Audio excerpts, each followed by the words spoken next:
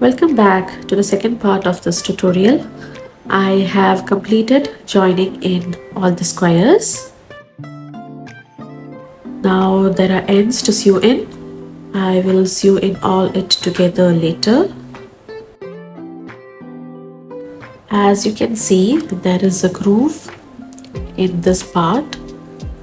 We will compensate it by adding more stitches so that it comes equally. The same goes in all the ends, all the corners where there is a joining. Let's start to make the border. So I'm planning to start from this corner and make single crochets throughout. Now try to make single crochets as even as possible so the border lies symmetrical. Now as for this groove over here, I might throw in a few of double crochets and half DCs so that it lines up equally. This is a rough chart I made for myself to work on the border. Now I used this technique while I was making this mustard purse. This one also had grooves in the joint places, so I placed a few double crochets so that it lined up easily. So now I'll tell you what I did. In all the stitches I made 2 single crochets each, and in the magic ring I made only 1 single crochet and then continued the same. So when I reached the groove, I made 1 half double crochet and then 2 double crochets and then 1 more half double crochet inside, and then continued the same. That is, in each DC I put 2 single crochets, in the magic ring 1 single crochet, then throughout. You can work as you like. As your project seems perfect for you, you can put 3 single crochets or 2 or 1. It depends. So let's get started. Leave a little tail behind and make a slip knot. I am going to place my first stitch here. So first make a slip stitch and then chain 1. 2 single crochet in the first DC, as I have mentioned earlier. So I'm going to put single crochets in each of the DCs remaining, and when I reach the magic circle, I'm going to make only 1 single crochet. So you can see as I go, 1, 2, in the next also 1, 2,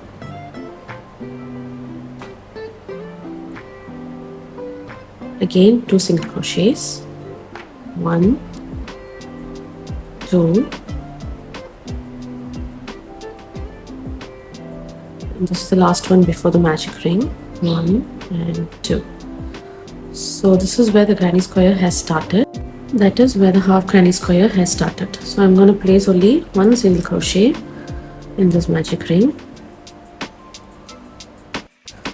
So I'm going to repeat the same single crochets in the DCs. So you can work as you like or as your tension seems perfect for you. So I'll meet you back when I reach the groove. I have almost reached the groove. As discussed earlier, I'm not going to do 1 half double crochet. Instead, I'm going to do 2 half double crochet into this dark pink, because that is working perfect for me. For the other purse, I did just 1 half DC and that worked fine with that. So this is here, I'm going to put 2 half double crochet and into the groove, that is the chain 2 space of the granny square. I'm going to place 2 double crochets into that space so that it lines up equally.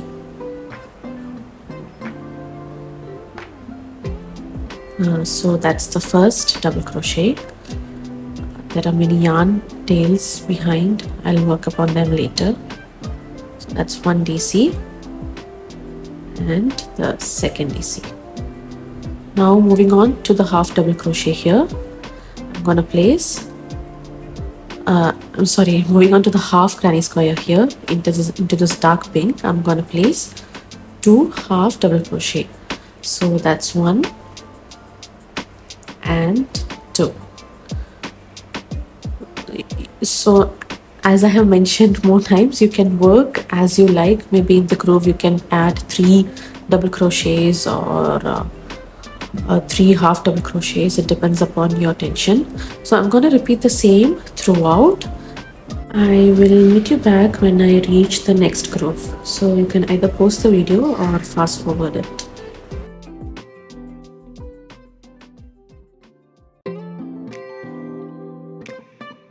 So I have reached the next groove. I'm going to repeat the same. That is, make 2 half double crochet into this DC over here. So that's 1 and 2. So moving on to the next, chain 2 space of this granny square over here. Into this chain 2, I am going to make 2 double crochets. So that's 1 and 2. Half double crochet into the stitch over here. That is 2 half double crochets. So that's the first one, and then second. I'm going to continue the same, inserting 2 single crochets in every stitch and 1 single crochet when I reach the magic ring. So let's see how the border is going. This is the back part of the purse. I still have to work on the border.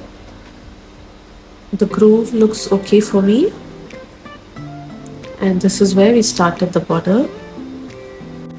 Well, it looks a little uneven, I know, but I promise when we continue making single crochets throughout, it's going to be fine. I had the same situation while I was working on this purse when I made the first round of single crochet. It was very uneven, but then when I progressed making more rows, the border started to shape out nicely. So I'm going to continue the same. I'm going to make single crochets throughout, and I'll meet you back when I reach here. So this is the last groove. As earlier, I'm going to make 2 HDCs, 2 DCs and 2 HDC. Okay.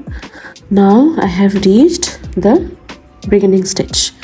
This was the first SC. Now pull up the loop a little bit, remove the hook from the loop, insert it from the back to the top of the first SC. This is the first SC, this is the top. Insert it through both the loops. Insert it through both the loops and then insert it through this loop and then pull through. So that is your slip stitch. Now chain 1 and then SC into the first stitch, then you single crochet throughout. So if you feel that here if your purse is a little bit tight, you can always put up some extra stitches here and there. There don't need to be uniform. It is just to stretch the border. So I'm gonna work SCs throughout, and here I feel there is still a little groove, so I'm gonna work half double crochets in the maybe 4 stitches and then continue with single crochets.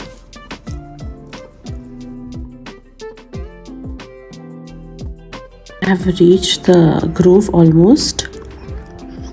Okay, so these are the 2 HTC, the 2 DCs and the 2 HTCs. So I'm gonna work HTCs in all these 6 stitches. or maybe 4 stitches, just the middle 4. So in the first HTC I'm going to work a single SC, and the second HTC, one HTC in the first DC, one HTC, one more HTC, one more HTC, and then SC, and then again SC throughout.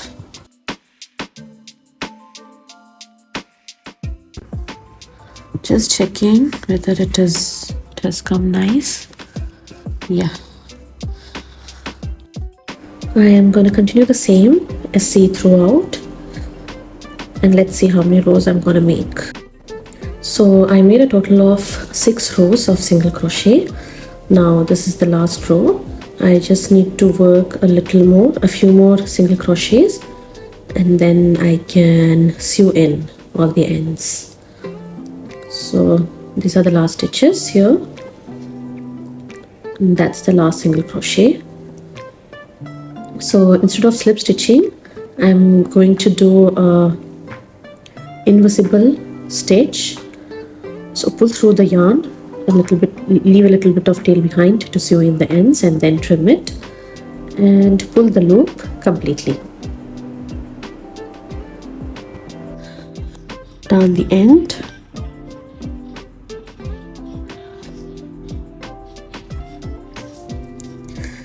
Insert it on the top of this beginning SC. This is the beginning single crochet. Insert the darning needle through both the loops. Pull it through.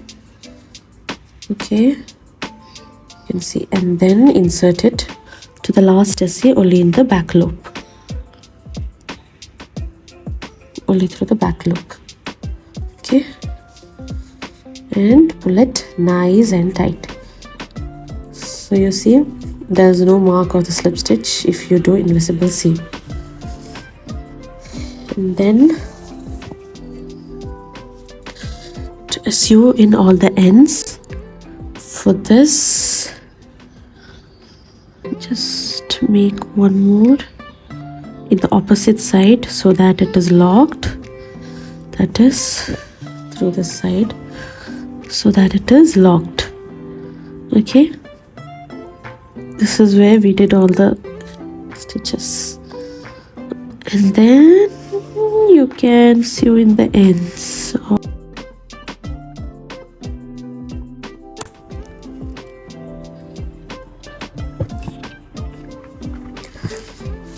So here's our purse.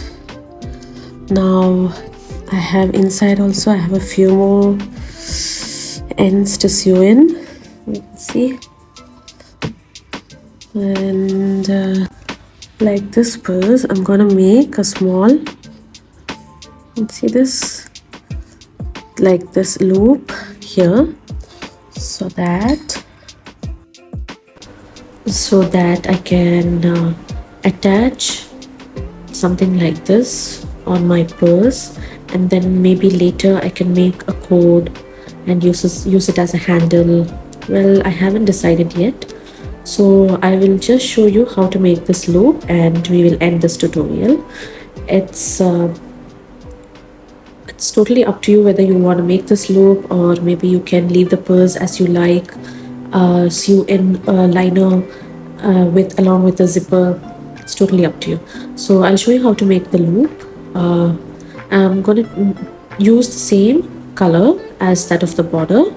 Make a slip stitch, make a slip knot, and chain 10. 1 2 3 4 5 6 7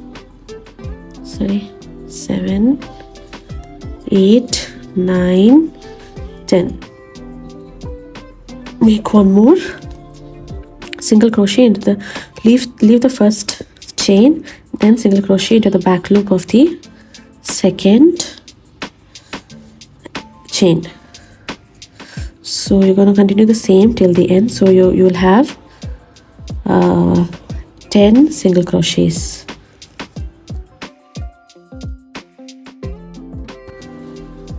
Okay, pull through, leave a little chain behind and cut it. Okay.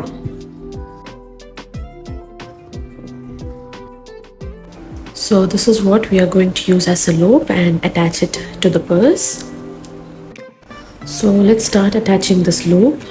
Again, there is no perfect way or the right way to attach it to the side. You can attach it however you feel, in whichever way you want, which you feel is better for you. So here sometimes I use my hook, or sometimes I use the darning needle so that I can attach it perfectly. It's totally up to you. Once you attach all the loops and once it is tight, make sure to sew in the ends, or maybe you can make a knot. It's totally up to you. So we are almost done. The loop is attached. I still have a few more ends to sew in. Let me just hide it for the time being. I might make one more loop on the other side as well, and maybe make a handle. You can make whatever. You can use this purse as you like, maybe as a bag or just as a clutch.